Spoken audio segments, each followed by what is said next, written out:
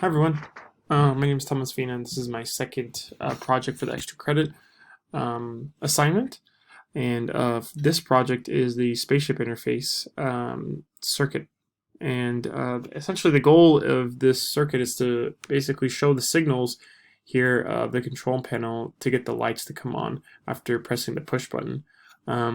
So essentially, the components that we have in the circuit are pretty simple. We have our breadboard, Arduino, we have our resistors here, we have a push button, and we have 3 LED lights. The only interesting component that I have here in play are the LED lights, which are light emitting diodes. So they're essentially diodes, but they emit light when the current flows through them. Essentially, they're a semiconductor light source. Now I want to move on to my code here. And basically I start off with defining my integer, and then I set up the void. Here now when I set up the void, for each pin that I plug in 2, 3, 4, 7 here, 2, 3, 4, 7, I'm declaring each of them as outputs and inputs. So the one for the input is the one for the push button because it's not a light.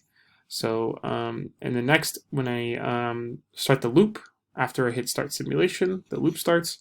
So then I go to I have my initial original condition, which is whenever I don't press the push button, the green LED stays on. And then whenever the otherwise, my alternative condition is when I press the push button, the 2 red LED lights come on, and that's essentially it. Those are my 2 alternative options I have when the simulation is running. So let me run it for you guys. So as I run it, the green light stays on, which I had intended, but every time I hit the push button, the red LED lights come on, and then after I'm done pushing the button, the green light comes on. And that is all that I have for you. Thank you for listening and thank you for watching. Bye-bye.